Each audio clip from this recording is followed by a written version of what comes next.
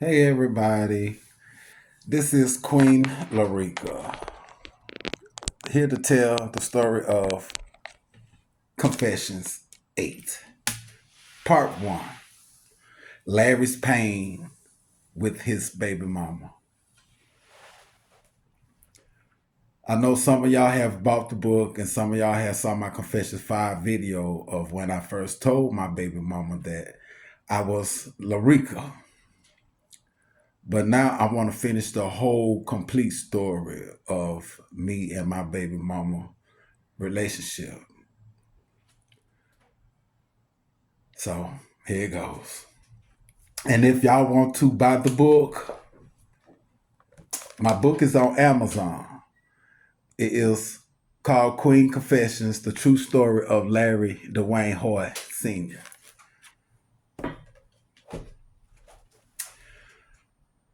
After me and my baby mama had agreed that I won't dress up in Clarksdale,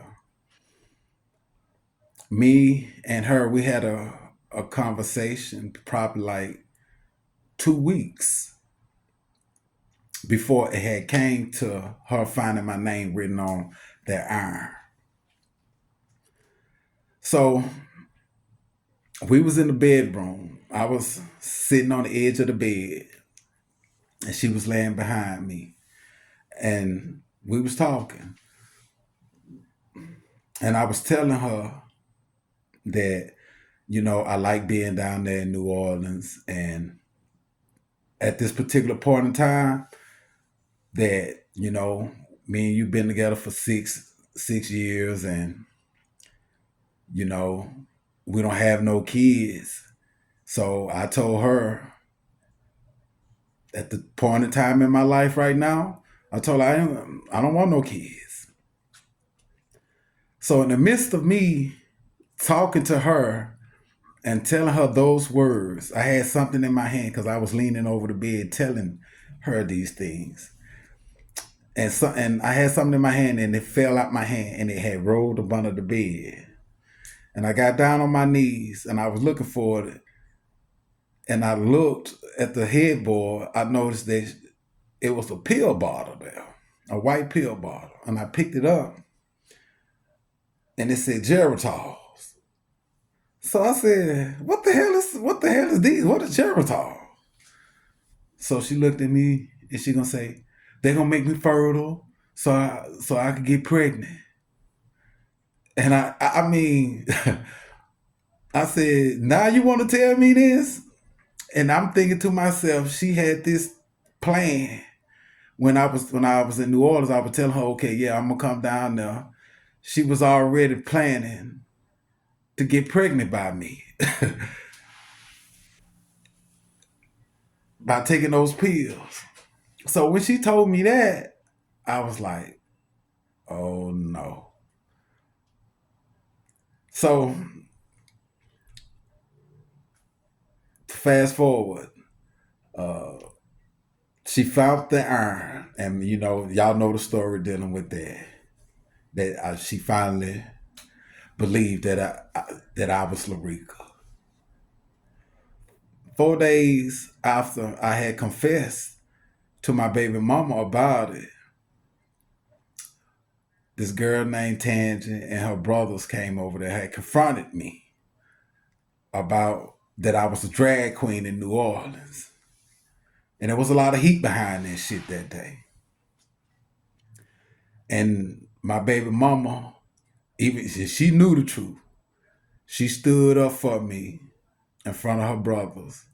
And she knew the truth. She stood up for me, argued them down, saying it wasn't true and all this and that. Because me and her had made an agreement that we're gonna deal with this on our own. We're gonna keep it on the low. So that phase had, that part had faded out. Even though the rumor was on me, but I really didn't give a fuck about the rumor. Long as my baby mama knew the truth, I didn't give a fuck if people believed it or they didn't. I just didn't know what the fuck I was. So Javette, she told me that she was late of her cycle. So I told her, go to the doctor if you think something wrong. I'm not thinking that it was a sign of her being pregnant. But she came back from the doctor excited. So I'm like, well, what the doctor said? I said, everything okay? She was like, yeah. And she took out this ultrasound. I said, what the hell is that? She gonna say, I'm 2 weeks, I'm 2.5 weeks pregnant. And when she told me that, my heart dropped. I was excited, but I was like, oh no, I'm trapped. I didn't want to give her the impressions that I was disappointed. I wanted to let her know that I'm happy that she fit me and her fit to have our first seed. But on the personal note, on the inwardly note, I knew it was a problem.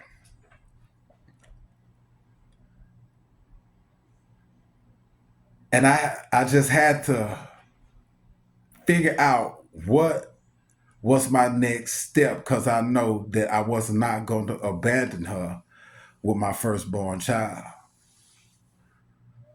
And that's when I made the decision to put my freedom on hold to be a daddy. Even though she knew, she just didn't know the wrestle of my feelings on the inside, which I just knew she couldn't handle that part. So months went by and her belly was getting bigger. And it was an episode in those 9 months that I did not have sex with her because I cared about her feelings more than mine. At that point, I didn't want to be with her, and I just didn't want to have sex anymore with a female anyway. But you hear this talk in the straight society, you got to feed the baby and all this and that. So, so I was having sex with her every now and then when she was pregnant to feed the baby.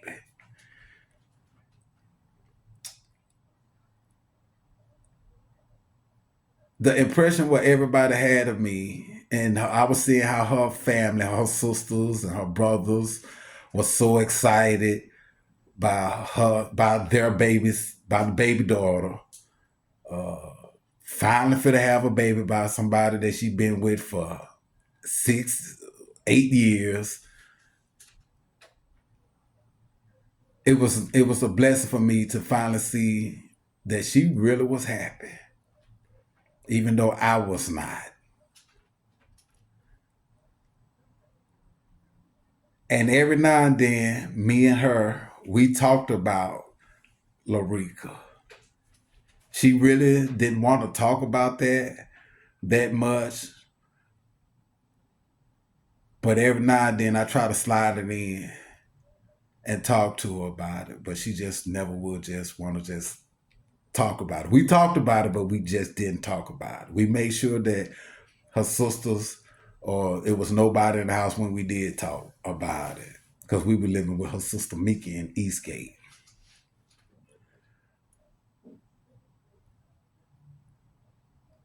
It put a lot of pressure on me, a lot of fucking pressure on me to be in the image of a street person, a thug nigga,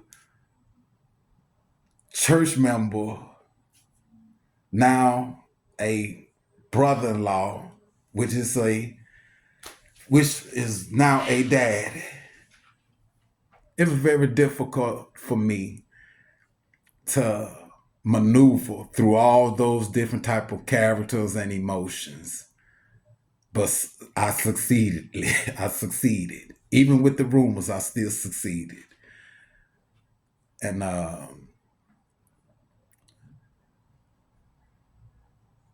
when her water broke with my daughter. And at that time, I was dealing with other women as usual because I didn't want to be in a relationship with her, but I was going to be there for her. And she gave birth to my daughter, and I wanted to be there for my first child delivery. It meant something between me and her. We was new parents, so I wanted to share that with her, which we did. And I was taking my newborn baby daughter to the nursery, and I'm looking at her, and I'm saying to myself, my whole life has changed, and I knew that I had to protect my kids based on some of the experience that I went through. So now I'm stuck in the frame of a baby dad.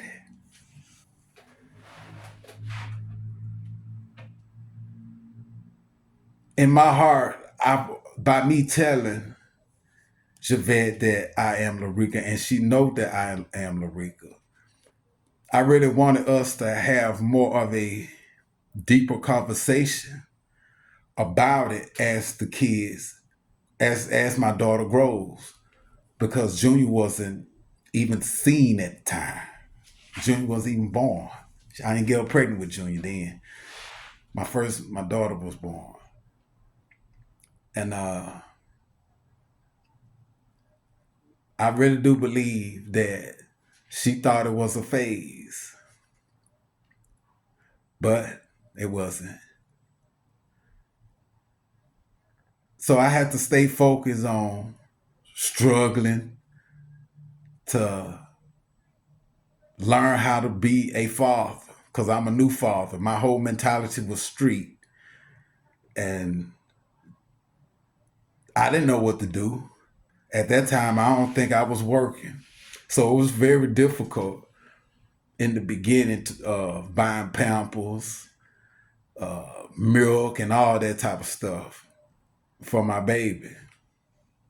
And when me and her struggled together because I was on drugs and I'm wrestling with this thing on the inside, and I'm stuck as a daddy now. I'm stuck in Clarksdale, Mississippi. Can't break away from my baby mama. I can't live my truth.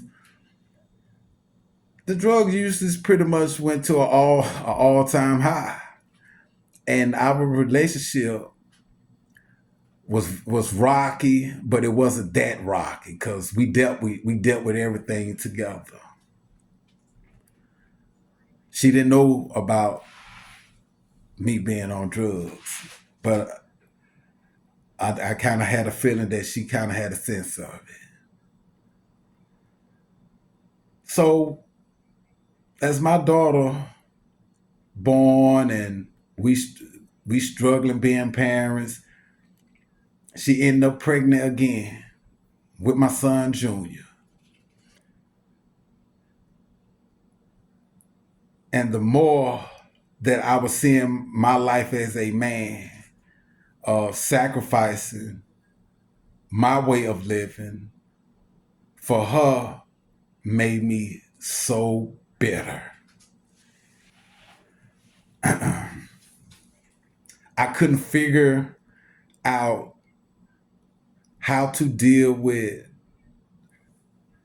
children because I know how to deal with her and her family and my friends and my family.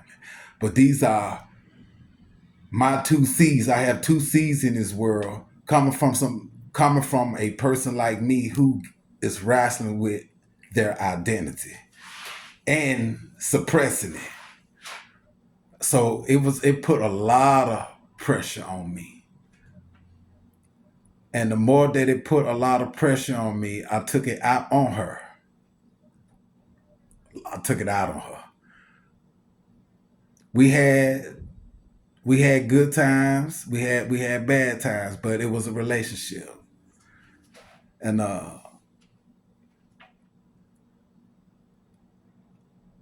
I remember when the kids was starting to grow, and I used to send them outside in front of the apartment to play, and that's when I bring up Larica. I used to have conversations with her when it was just me and her, because me and her had ended up moving into our own apartment on the back street in Eastgate. And while the kids used to be outside playing, I used to ask her, I like, do you think we need to tell the kids so they could grow up seeing me as Lorica? And she cussed me out. She fussed about it, said, hell no, don't kids don't never need to know all this and that. She was like, Larry, this is our secret. Them kids don't need to know all that. They too young for that. They too young for that. And plus they'll tell everybody. I said, no, I don't think they would tell everybody. I think if I tell them to keep their mouth closed, I think that they will. I was willing to give it a chance. But she did not want me to tell the kids that. So I let that be. And after those, every time we had a conversation with me and my identity that I wanted to tell my children, I rather for her and my kids to know. I ain't give a fuck if nobody else didn't know. But if my baby mama and my kids could accept me being Lorica sometimes in the house with the door closed, I was willing to go through that. But it didn't happen that way. It didn't happen that way. And that frustrated the fuck out of me, because I wanted to be honest with my kids when they were smaller. And by her not agreeing with me to tell the kids that, we had major fights. Sometimes our fights was about that. Sometimes our fights was not about that. But most of our fights was the source of our fights. Most of our fights, the source of our fights was because I wanted to be free. And I wanted to be honest with my kids. Cause I know one day, if people do find out, I don't need my kids to be rimrocked. But it put a lot of pressure on me. And that made me be very hardcore with my baby mama as years passed it by. Now, true enough, I was a horrible, I was a somewhat horrible father in the beginning, but after my baby mama walked in when I was getting high, she told me that I had my priorities in the wrong place. That straightened me up for us financially of dealing with my kids and her. Even though I was still on drugs, I just know to give her some for the house, for the children, and blah blah blah. So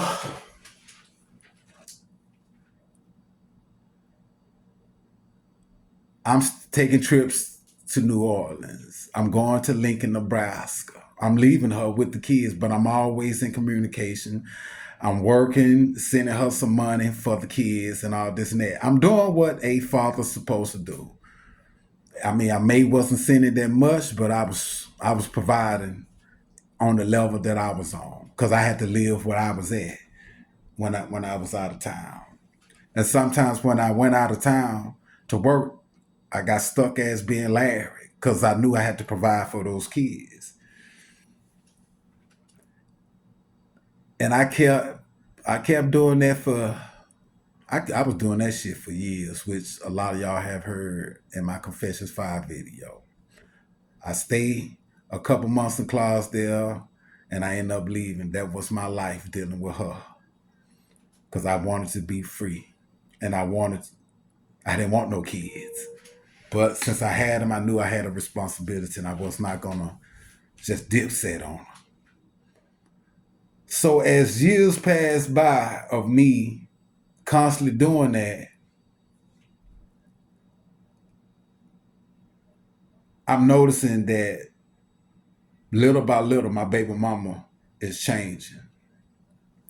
I'm knowing that she's very resistive of me, of financial situation, which I couldn't blame her. Because sometimes I used to get crazy. I admit that. But she did not understand the sacrifice that I made to make her happy with children, trying to give you that image of a good baby mama and a good baby daddy. And here I am dealing with you, can't be myself with you. Now I'm going through certain problems with you and your family because you in your feelings and you telling your sisters our problems. And you know, if you in the street as a man, you know that you're gonna deal with that shit. You know you ain't gonna want other people's in your relationship. And I got sick and tired of that shit. So the more and more that she used to do that, the more and more I didn't wanna I didn't wanna love her. And I'm just being honest. I didn't want to love her because of all that shit. I'm already dealing with enough. And she just added more pressure to me to stand up to be a stand-up guy.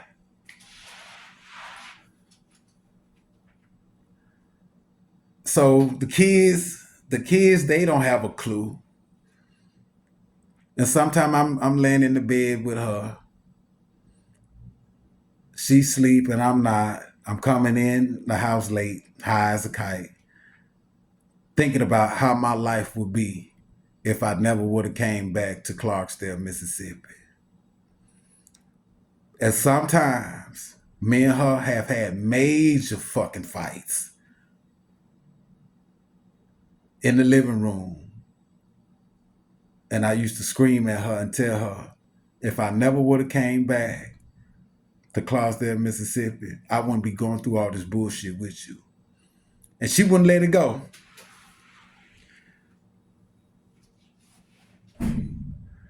Now the kids getting to a certain age and my life is fucking horrible. Inwardly. I'm dealing with this girl, that girl, went back to church, all these type of things I did, try to be a father.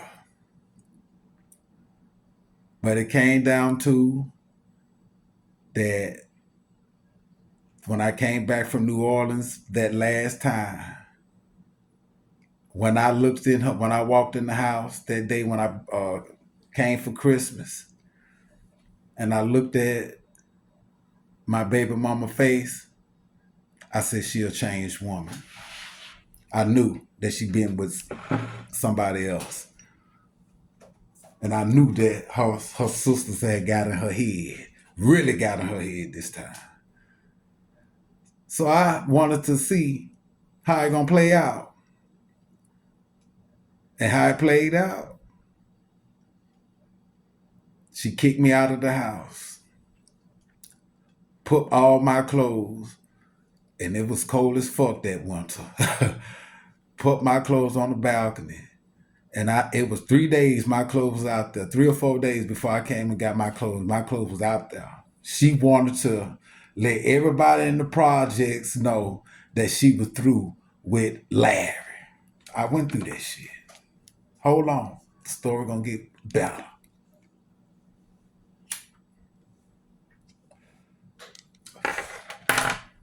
I moved in with a homegirl who my baby mama thought that I was fucking all the time. Her name was Angie B. I moved in with her until I figured out what the hell I was going to do. Because I had just came back to Clarksdale had little money, but I knew I needed to bounce back quickly.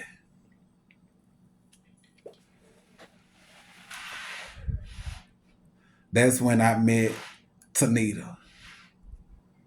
She worked at the Exxon gas station in Clarksdale. So when I was dealing with talking to Tanita, she moved me in, and I got to see. I got to. She had kids, so I was, trying to be a stepdaddy to the kids. And lo and behold, because I had my white Lincoln at that time with 2 red 5-point stars in the windshield, and my baby mama found out where I was living at. My baby mama used to walk down the street in the hot blazing sun with my 2 kids while I'm sitting on the porch smoking a cigarette, just to be messy while she know that Tanita was at work. So by me seeing her walking with my kids, I want to talk to my kids because she was giving me so much fucking problems when I came over to see my kids. She didn't want me to walk in. She didn't want me to come in the house just to talk to her and to talk to my kids. I used to have to talk to my kids through the glass screen door. She wouldn't let my kids come out so I could play with them, take them walking. Sometimes I used to get the police called on me just because I want to see my kids plenty of times, and went to jail behind this shit just so I could see my damn kids. I call to try to talk to my kids. She don't want to answer the phone to put my kids on the phone. I'm trying to talk to her, trying to get things straight with me and her. She didn't want to do that shit either. She was making her family and friends feel good like I was chasing her. But I just wanted to talk to my blood, my kids. So when I got with Tanita, that's when she showed me her true colors. She used to walk down the street with my kids in the blazing sun and want to be smiling and playing because she was happy to see me, was happy to see that I approached my kids and all this and that. And all of a sudden, now I could come over and see the kids. It was something about me being with another girl that pushed her buttons for her to show me her whole car. So now, by me going back to Eastgate and spending time with my kids, now it causing problems with me and my new girl, Tanita. And if y'all from Clarksdale, Mississippi, I'm pretty sure y'all know everything. So me and Tanita, we having problems. So I'm calling, talking to her. She's talking crazy on the phone. My baby mama talking crazy on the phone. And I'm like, why the fuck she talking crazy on the phone? We just got through talking good. So right then and there, I knew she had somebody over there because I know my baby mama. She like to shine when other people's around by me not knowing it. Cause I'm knowing that's how she trying to paint that picture with me. So I went over there. I sat on the porch and I was smoking a cigarette. I didn't knock on the door yet because I'm trying to calm my nerves down because I told myself, I said, yeah, that nigga in there.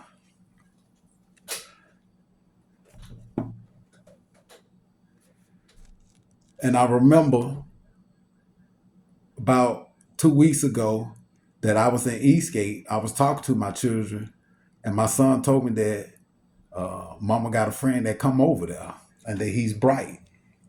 And she met him at church. So I'm like, oh, okay. So that night, While I'm sitting on the porch smoking a cigarette, I knocked on the door. But when I knocked on the door, I was opening the door. And when I just cracked the door, my baby mama got up and rushed the door and tried to bar me out the door. And when she wasn't stronger than me, so I barred her back inside the house.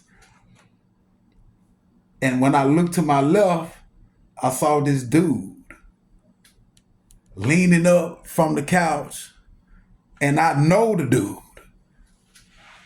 I didn't kick it with him, but he was.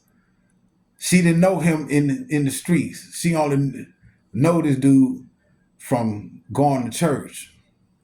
But all of us in the street know that he had went to prison for molestation. But she didn't know.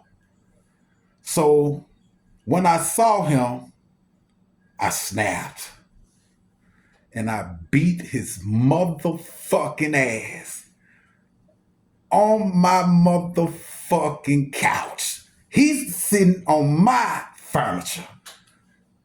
And I beat the fuck out this dude until he called me sir. He left that motherfucking apartment running for his motherfucking life. And I got in my girlfriend truck, Tanita, and I went looking for that nigga. When I found him over there by Willow Park, he ran to some lady house. No, I bumped into him in Magnolia Court. I rode up on him in Magnolia Court. He ran to some lady house banging on the door. Help, help, help. He out to kill me. He out to kill me. And I just kept on balling. And I went back to Eastgate. And I was confronting my baby mama about this nigga. And I was telling her everything about this dude. She did not believe me. And I told her, I said, Javette, I said, I always kept it 100 with you. Even when we in the good stage, even when we in the bad stage. We was friends before we was lovers. I'm always gonna be your friend, even if we ain't gonna never be together. She said, I don't believe that. He ain't go to prison for none of that shit. Until she started to ask people. And she called me one day and she apologized and said, I'm sorry for not believing you. I'm like, what you talking about? It was true. Everybody's telling me that he did go to prison for child molestation and that he was a known punk. I said, see, Javette, I said, look, I am who I am. I do what I do. I said, you is my baby mama. I'd rather for you to be happy with somebody who is legit than somebody that I know that I've been in the streets. You're not in the streets. So anybody that come to you with good game, girl, you gonna fall for and you gonna fuck around and catch AIDS or something. So she didn't want to hear that part. She didn't want to hear that part. But she was just like, I really do appreciate it. So by her still seeing that I had her back, that drew me and Javette closer, how we used to, because she realized from history that I'm gonna have her back. I'm not gonna tell the whole story because I'm gonna cut it off in part two because our story is the long story. Matter of fact, I'm gonna end it right here. I will give you Confessions 8 part 2 later on. But I'm telling Confessions 8 of Lavish Payne with his baby mama to show People's out here in this world, the reason why people hate their baby mamas or hate their baby daddies is not because of people cheating. It's because of a whole list of issues that really just never just got talked about in transparency with one another.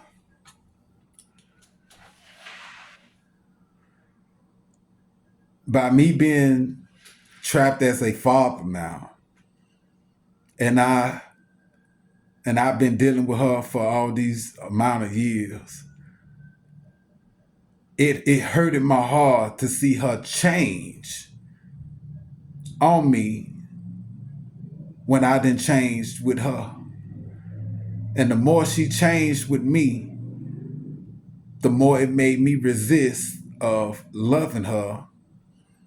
And I could not allow her to put my street image in jeopardy because she's in her fucked up feelings.